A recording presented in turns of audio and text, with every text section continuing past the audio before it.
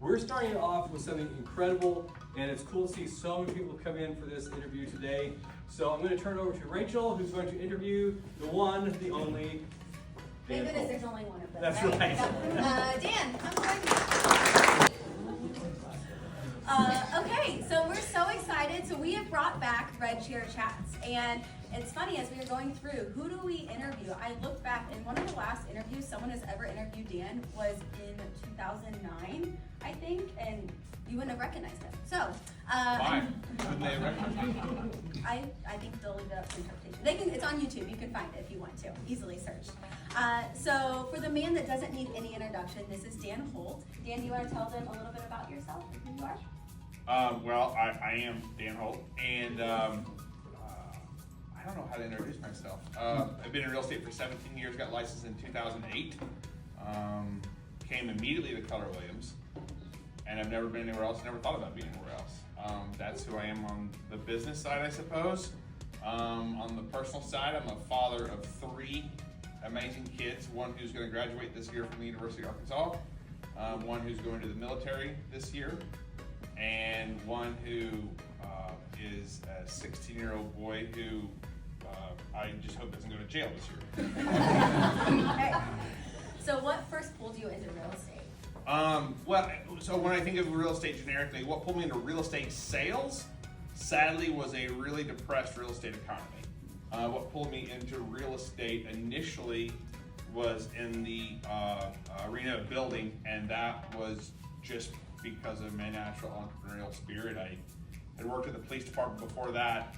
My dad had been in real estate as far as building rental properties just because his job had no retirement, so that was his retirement. So he never made over really $40,000 a year in his life and retired with 20 houses paid for, primarily by using me as free sweat labor. But I swore when I went to college that I wanted nothing to do with houses at all, because I was literally free labor. And of course, you know, the old adage my dad said, I was paid, I was fed and had a roof. That was my payment enough. And so, yeah. So I didn't want anything to do with it. And then I just came out and I went to work for the government, if you will, and I hated the world of equal pay for unequal effort. So, you know, I'm sure the military is the same, police work the same, a lot of jobs are the same, where you're just on a tier, and it's based on tenure or rank, and that's a completely anti-capitalism. So, How did your first year in real estate go? my first year in real estate was phenomenal. I think I sold like $900,000 in real estate. I netted pre-expenses, but my 1099 from Keller Williams was $24,000. Was that an adjustment from the police department? No, it was probably the same, really.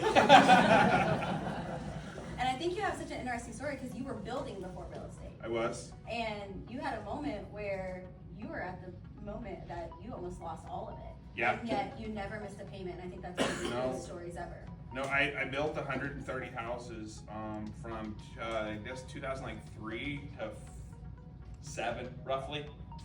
And yeah, when the door shut on, and I've shared this with you all before. I'll fast forward to a point in time where I knew Adam, where we would like call each other just to make sure our phones worked, because we like literally it was a faucet that shut off and nobody was calling. Like I don't know how to explain this. If you've never been there, you can't live it. But I had 18 houses finished. I had 40 acres, Huntington Park. I had 42 lots in the ground. I was $6.5 million in debt, and the phone stopped ringing. Like agents, like I think like 40% of the agents went out of business inside of 8 months. Like it was, I'm telling you, I could say it and you all don't know what I'm talking about, and you look at me like I'm weird, but I'm telling you, the business just stopped. A lot of business stopped. Yeah. What was going on in your head in that moment? What was going on in my head? I mean, tons of emotions, obviously. I was in debt, right? So, I mean, I had I always say that grass eats 3 meals a day, right? So I had a toxic debt, which was the subdivision, which was generating no income and the houses, but the bank still wanted paid every month. and it was to the tune of like $24,000 a month in interest I was stroking, and that was like almost 20 years ago. So it's not the same as $20,000 now, right? It would be like the equivalent of 40,000 now, probably, if dollars were all the same. But it was real, and I didn't have the money, right? And so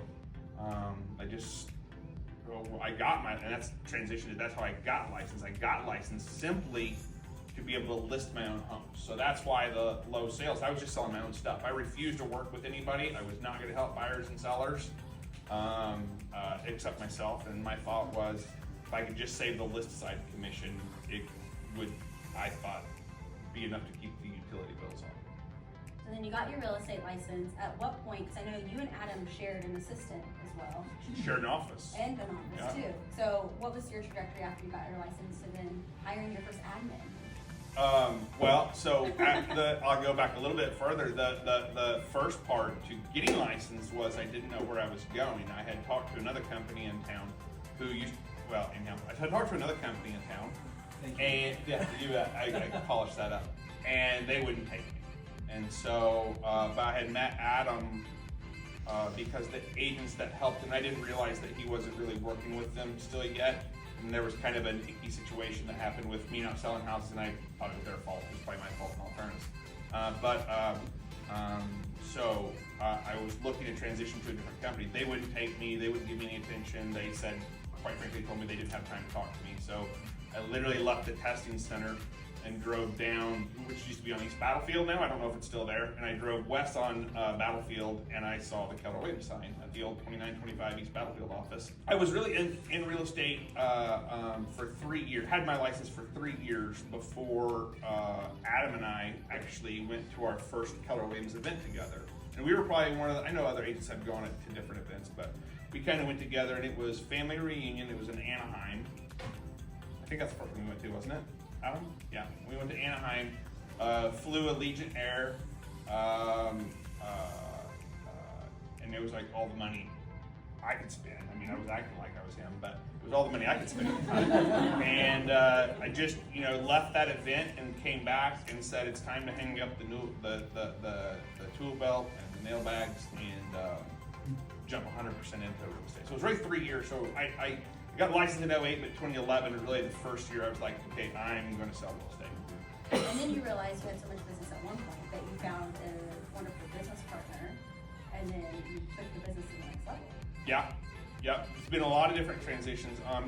Fortunately, I had a team leader at the point in time that helped me adopt and ingrain the Red Book, really. So a lot of what we learned at the time was out of the Red Book, and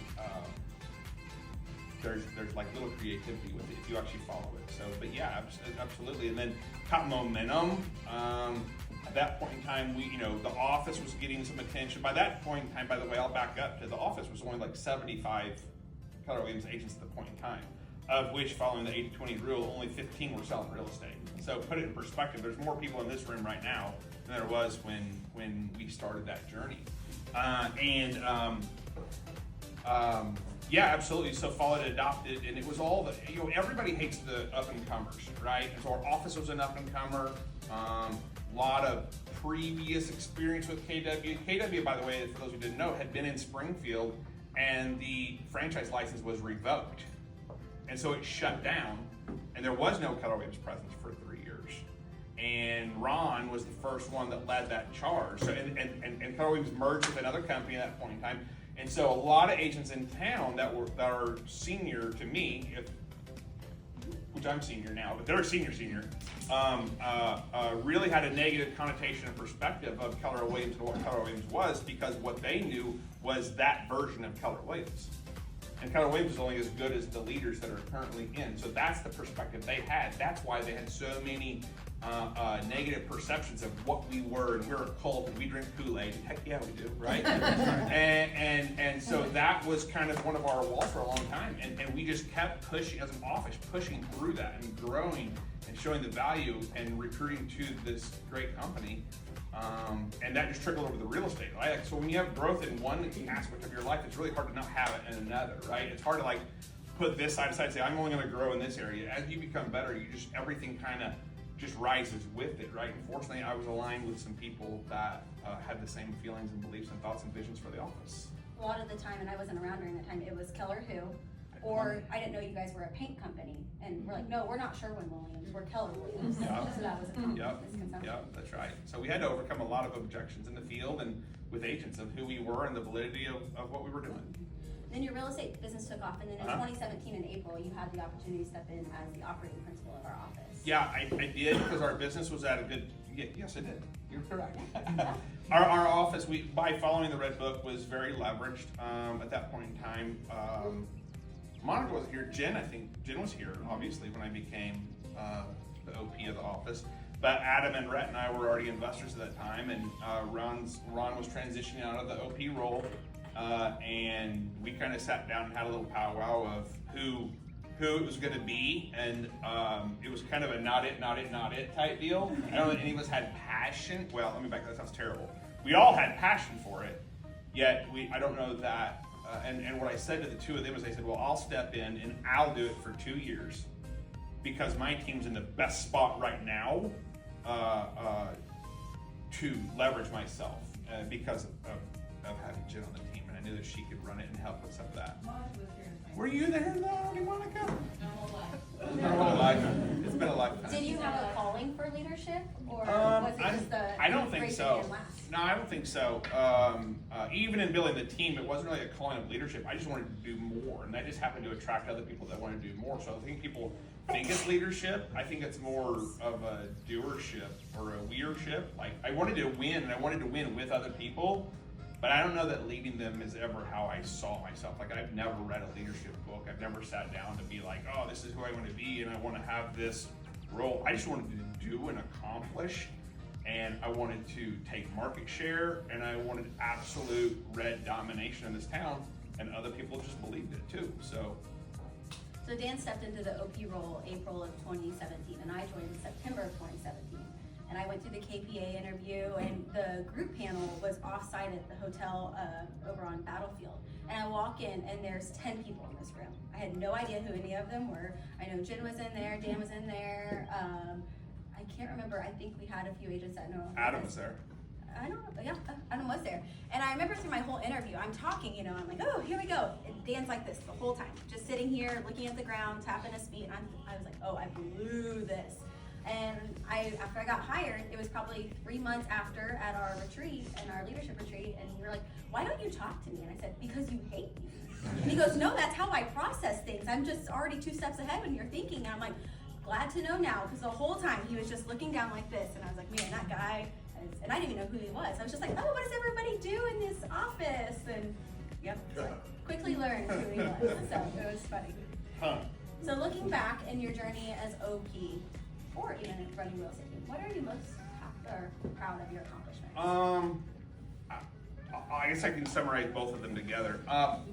As hard as it is, I can use a lot of people as examples. I think it's kind of like a little bit like being a dad. Like, I love getting to see my kids evolve and develop and become new people who hopefully all 3 become contributing members of society.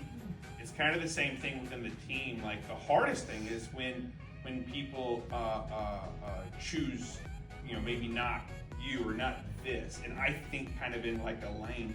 But Jen and I probably 3 years ago kind of sat down and went through everybody that's ever worked in either of our organizations in the Market Center, and looking at the people who and their trajectory and what they went and did, and knowing what they came from. And knowing that they all did the work, but to me, it's like if you create a platform and create an environment where people can come in and impact their immediate world, whether they stay or go different or move or transition, it's still great to see where they are and what they've done.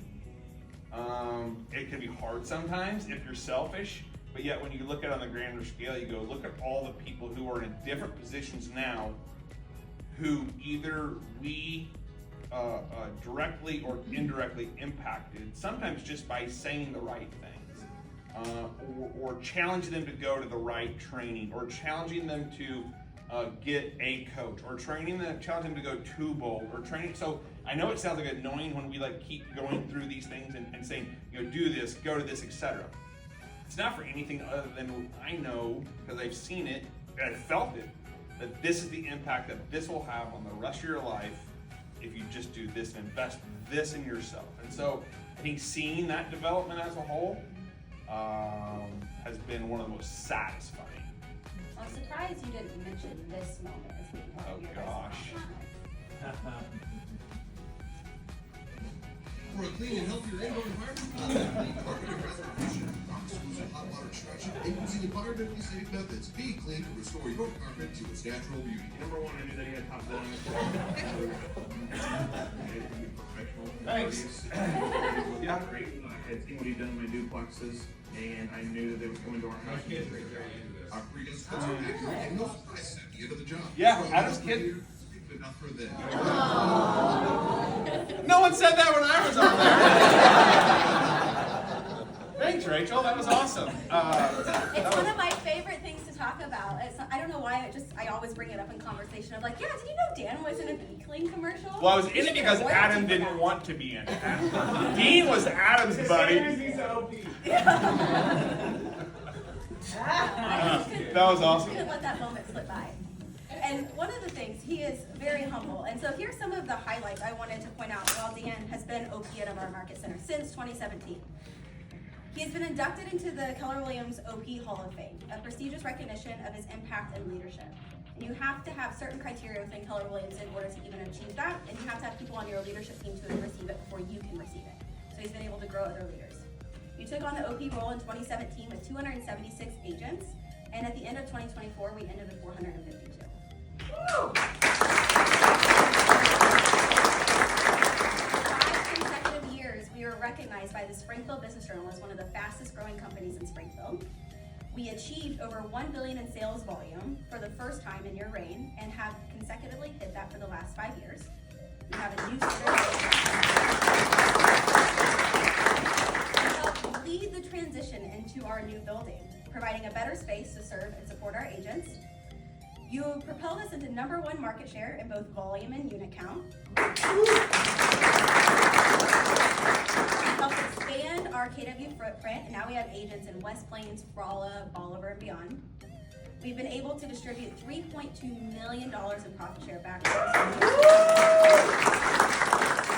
since 2017, not since the beginning of our Market Center, 2017. You cast the vision and helped launch Onward Agent Services, providing valuable support to agents in our business.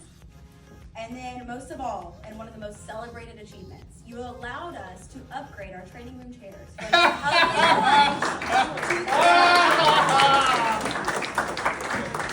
Okay, red or orange? It's not red. It's not red. Good grief. I was trying to take profit share. One of my favorite things, he did read an email and said approved, and they brought these training room chairs, and I've never seen him more upset, and it was because of these chairs. So, Well, we you're have welcome. one. So Is we it? still Can I have it? Sure, you can have Sweet. it. So we talked about all the ways that you've been able to get it right. Tell us about some of the biggest challenges you've overcome. I think that, wow. I think one of the biggest things that I personally overcome, yeah. Leadership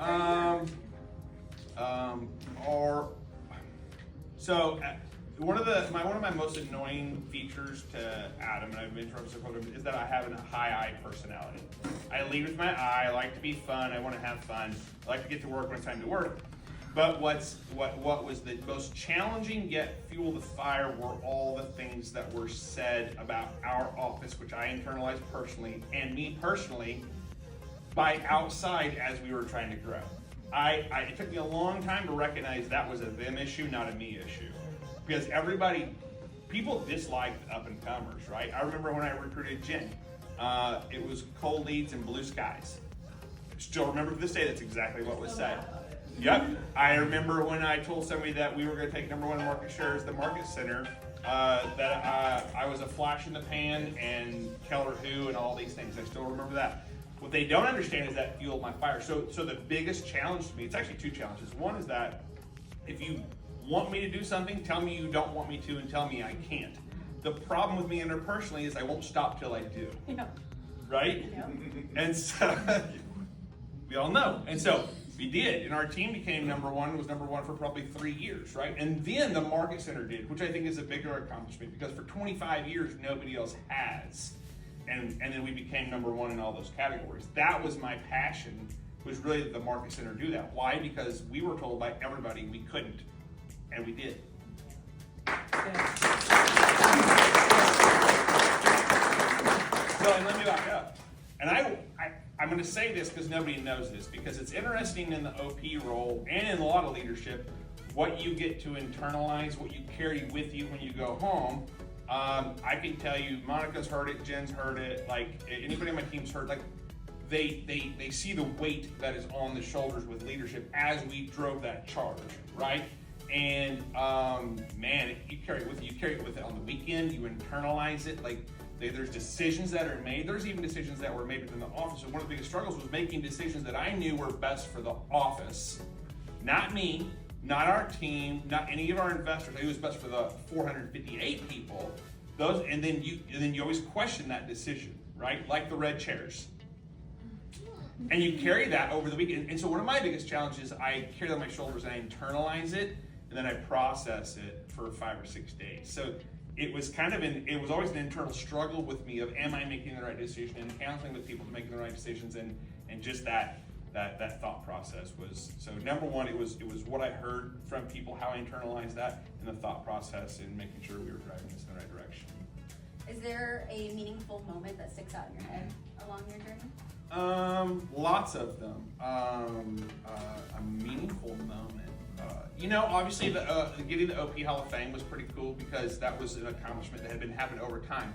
The coolest part about that, though, was that in order to qualify to be in the OP Hall of Fame, somebody that reports to you has to have also been inducted to the Hall of Fame. And that was Rachel, and she won't talk about herself in this, and her accomplishments and what she did, I would never qualify, and despite all those things. Like if we had switched MCAs in the middle of the role, I wouldn't have qualified to be in the Hall of Fame OP because we didn't have a Hall of Fame MCA. So I got that because of what she and the leadership team did. It was kind of just like proxy, like I was just a shoe-in after that. But I can't take credit for it, it's what the team did, right? So that was a huge accomplishment to me. Our team being able to do the numbers and units that it did with me being the OP, I don't think a lot of people understand that it was another job. It required, anybody on my team will tell you the amount of meetings and conversations and interviews. I mean, the first TL I hired when I came in, I KPA'd 45 people. Like I took 90 days off the team to do that. And nobody else knows that because I was in my closed doors. The team that was there knows it because they saw them all come in. 45 people I KPA'd.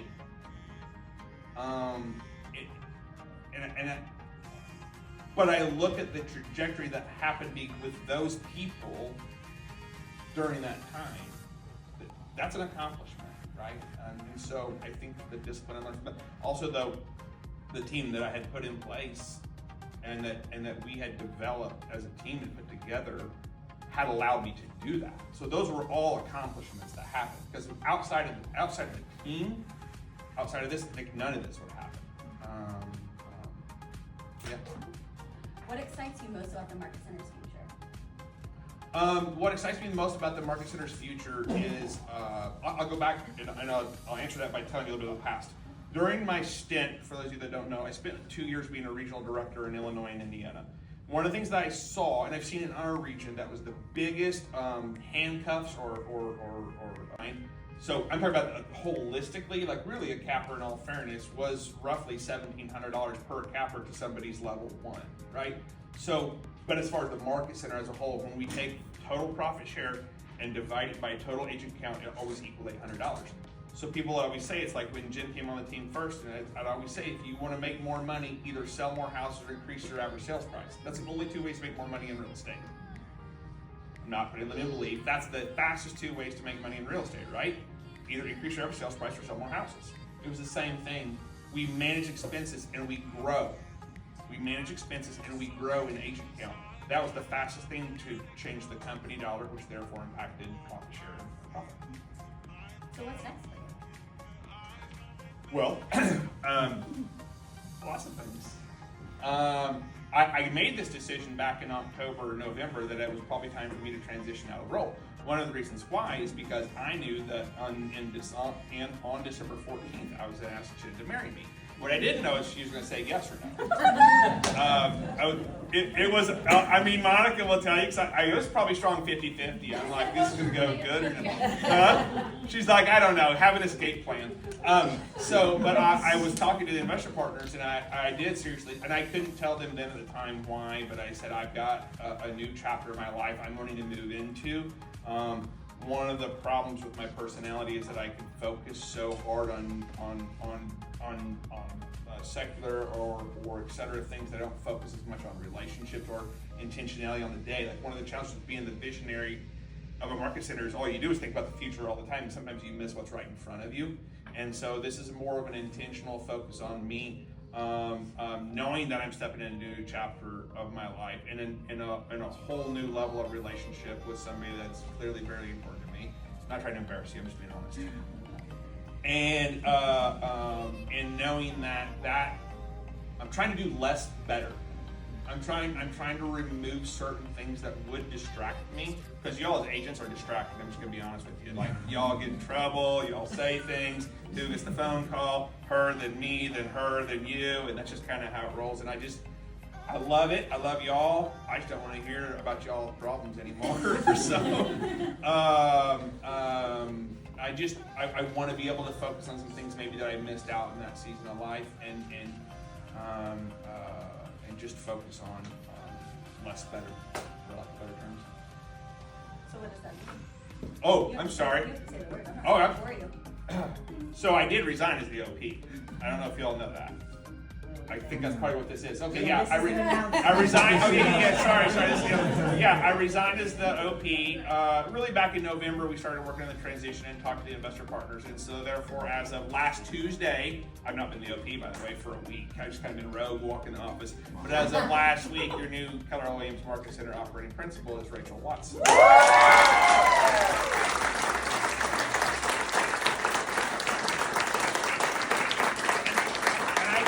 I couldn't say that earlier, but you did say, like, what's one of your biggest successes? One of the biggest successes is when leaders replace themselves. It's a compliment, right? Especially the most challenging part, but the good part is when you know they're also better than you. Like Jen did it when Jen took over the team. I had no problem putting my ego aside. Jen ran the team better than I. She did a higher level of trajectory. You same with the market center. And what you all don't know is really Rachel's kind of run it for the last 2 to 3 years. Rachel came to me and sat down in my office one day. We had, until a goalie came along, we had, well, about a month before probably, we have a weekly meeting every Wednesday at 8 o'clock in the morning. I think it's 8:30 because that's when I show up. But she's always there waiting. And it's one of my finer qualities, I know. And I forget every Wednesday, but anyhow, but about 3-4 years ago, I guess roughly, she came along with me as the regional MCA, and we were sitting down, and she goes, you know, in 3 years, I'm going to take your job from you. And I was like, okay, yeah, we'll see. In my mind, I'm like, I couldn't give away that. No, I'm just kidding. I didn't really say that. But, and so we've kind of just really worked on that through a lot of conversations of, is this really what you want? Why do you want this, et cetera? And so I knew that really at the probably end of third quarter last year that it was my time to step out. Not that I have any less passion or desire to be here or be in real estate or to see this growth and trajectory. Just didn't be the one carrying the baton or the torch. I don't know what you're carrying, but probably both, knowing you. But I just knew I wasn't that person. So I couldn't say it earlier, but one of the greatest successes is when you see that person step up that you know can take it and can know has more passion, enthusiasm, and energy to take it further faster. That's how you know it's the right decision. One of the biggest honors I've had working with you is I get to see the fun, silly side of Dan, right? Everybody loves that, and that's primarily what a lot of people get to see. But I also get to see the visionary side of you. And I get to see the side where you do wear your high eye and you do wear everything on your heart, but I get to experience that, and it's so cool because there's nothing, anytime I've ever come to you with anything, it's always been, guess how? It's never been a no. And it's always been the awareness of your intention is always to grow your world as big as everybody else, so everybody can fit in your organization. Now, sometimes they grow out of it. Yeah, you're welcome, and thank you, Shanna, for joining us, right? And you've been able to continue to create a world that so many people in your organization have been able to build a life bigger than they've ever could imagine. And I think that is a high attribute because most people, like you said, don't have the awareness of knowing when maybe they don't have that next drive. Maybe you're getting the 7-year itch and you're saying, okay, what's next? On to the next thing. Storage units are your next thing, right? Or the next company you think of whenever you're playing pool. And yet, A lot of good thinking time comes around pool. it's okay. Everybody has their own thinking time. And yet you've been able to create a world that I've been able to operate in. But then look at our leadership team, how much we've grown since you've been there. And you've created that opportunity for all of them. And I think that's a really cool testament to you. Well, And thank all that you. you've accomplished. Well, thank you. That's very kind of you. I think one of the biggest challenges that we are become the roadblock sometimes that I don't have to. All I have to do is create the opportunity and bring the right people into the opportunity, and the right people will build it. If I think I have to do it for them, or instead of just when you look at natural talent, like it, we've seen a lot of great examples of this in the office, in the market center, the executive leadership team, the team itself, is that all we have to do is create the opportunity and make the world the size that people need to be, and hopefully mine can stay big enough and fast enough that they'll stay within it during that time period, and we get to have a fun ride in the meanwhile. It's been a lot of fun. What would be one word to sum up your journey with KW? One word.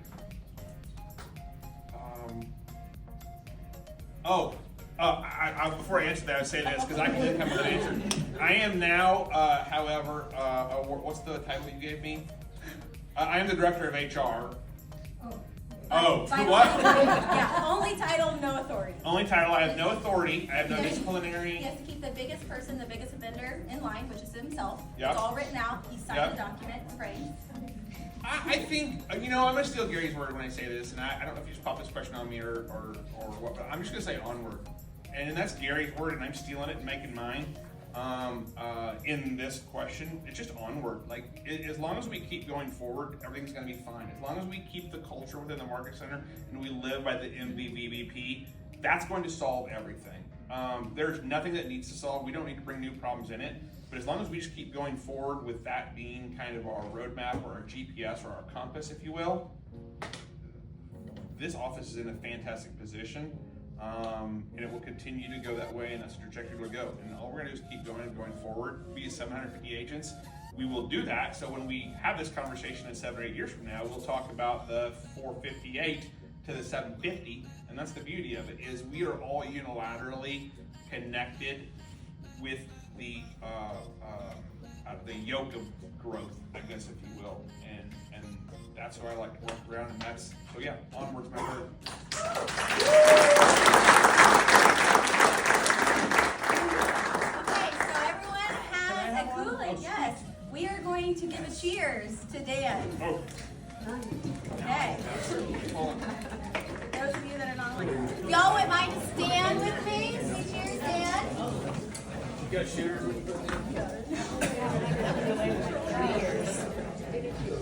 Okay, everyone have their Kool-Aid? Okay, You have to drink it all, unless good luck. you have a reason you can't. I don't know how we drank this as children, but Dan, thank you. Thank you for all. carrying the torch that Ron stepped in, and we're so excited to see what's next. Cheers, onward!